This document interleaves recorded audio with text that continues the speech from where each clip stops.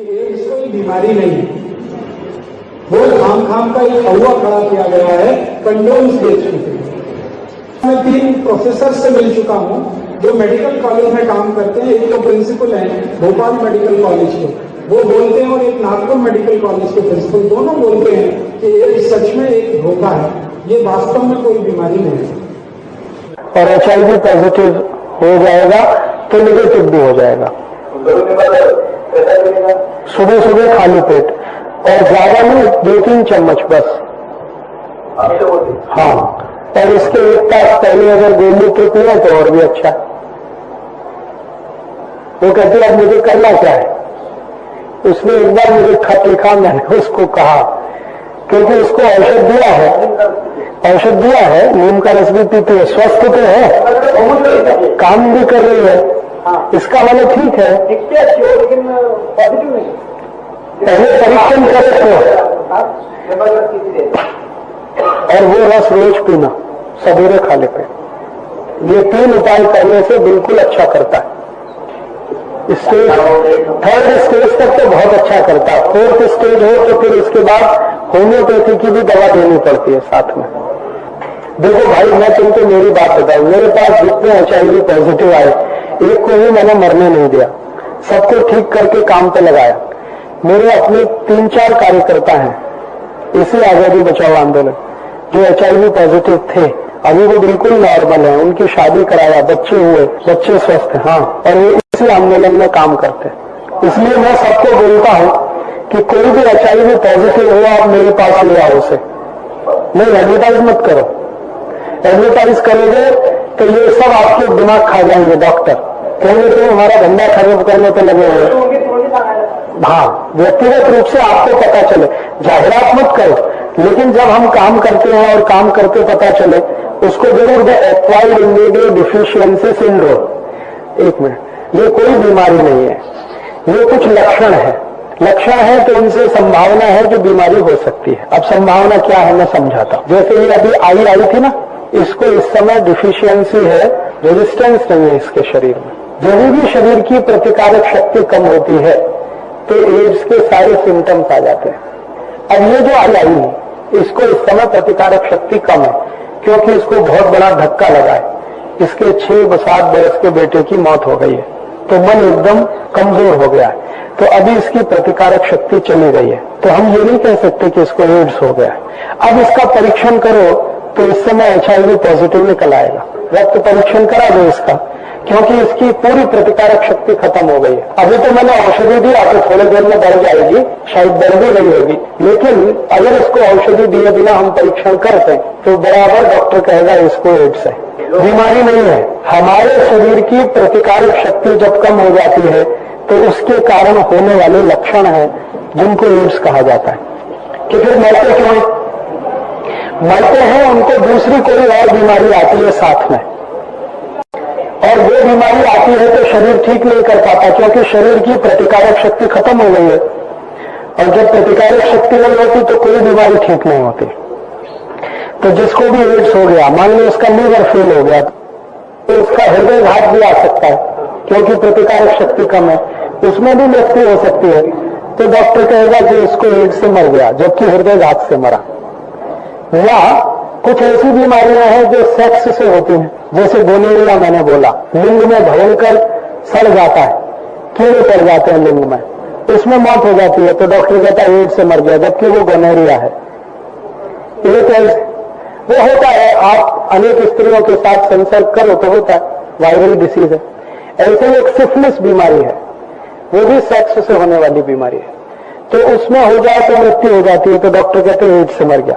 वास्तव में एड्स से कोई नहीं मरता है, एड्स से जो प्रतिकारक शक्ति खत्म हो गई उसके कारण कोई रोग आया और उससे मरता है।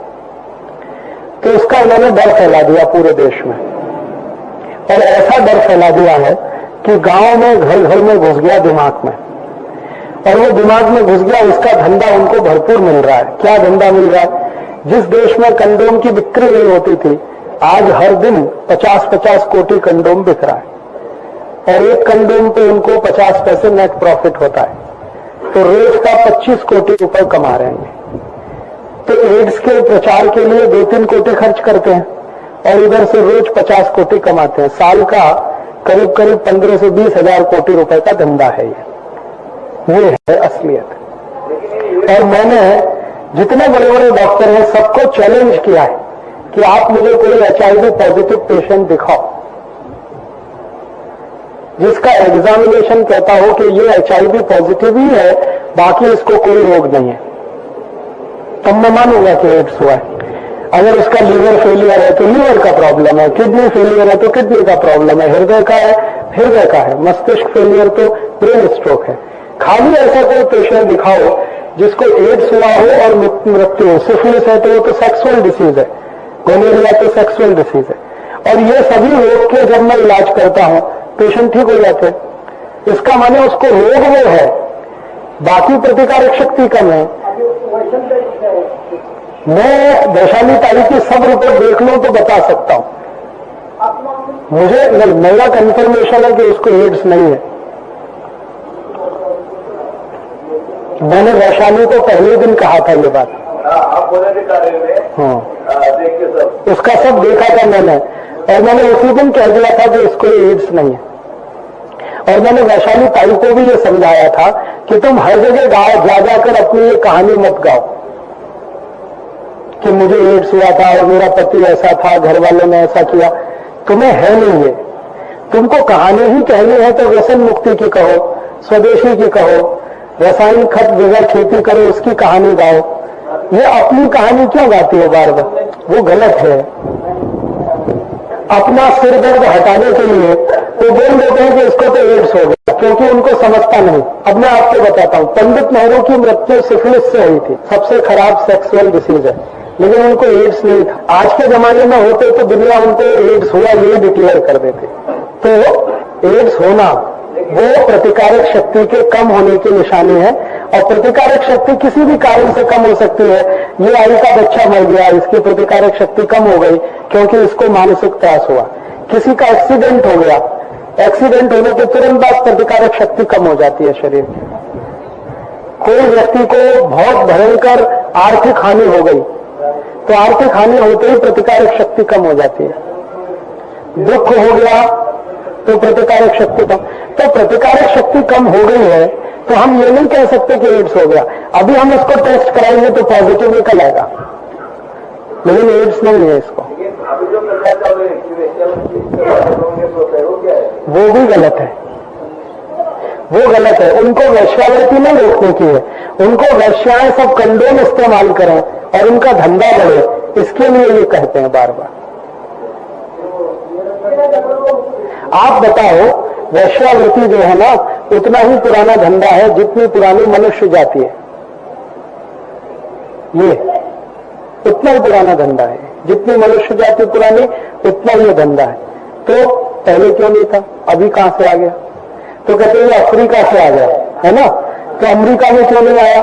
भारत में कैसे आ गया? अफ्रीका से तो अमेरिका नजदीक है, भारत से बहुत दूर है, तो पहले अमेरिका में घुसना चाहिए इसे, भारत में कैसे घुस गया? और दुनिया की सबसे बड़ी वैश्यावृत्ति तो अमेरिका में ही होती है, जिसके लिए 10-10 हजार कमरे के होटल हैं वहां पर, वो सब वैश्यावृत्ति के लिए है। वहां क्यों नहीं होता? ये भारत में क्यों होता है? अभी अमेरिका में नहीं है। वहां की सरकार डिक्लेयर करती है हमारे पास एक भी पेशेंट नहीं है एड्स का।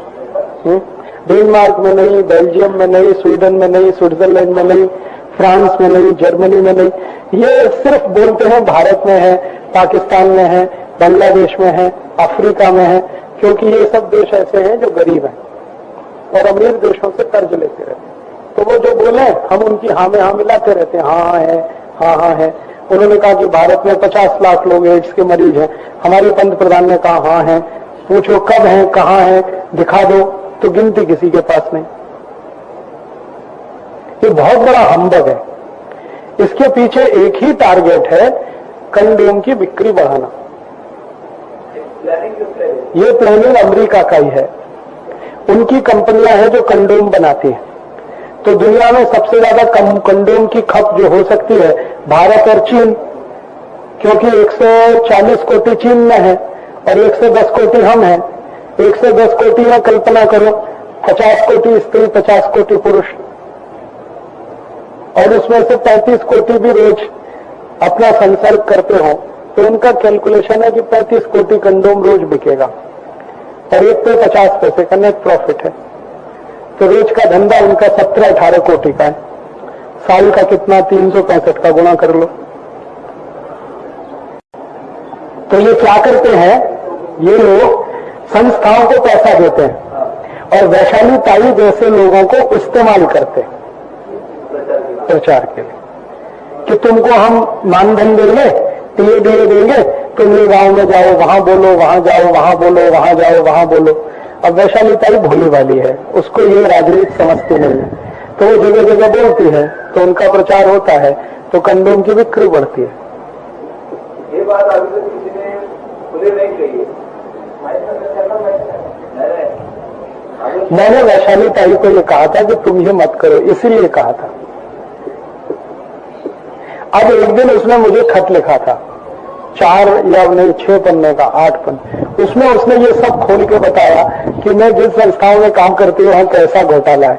अब उसके समझ में आया, जब मैंने कहा था तो समझ में नहीं आया। पुणे में जो काम करते हैं ना, हाँ, वहाँ पे ये जो लगा पैसे मिलता, 100 रुपये देते, 1000 रुपये देते, आधे पैसे मिलते, यही सब होता है। अभी वो काम कर दिया। और उधर भी जो लड़कियां होती है ना, उसमें भी वो सब चलता है। हाँ बिल्कुल चलता है, खुलेआम चलता है। उनको नहीं होता है एड्स। वो अपनी बीवी को छोड़कर, हाँ, अपनी बीवी को छोड़कर दूसरों के साथ वो करते रहते हैं। जो लड़कियां काम करती हैं उनको ही पकड़ के उनसे संभोग करते रहते हैं।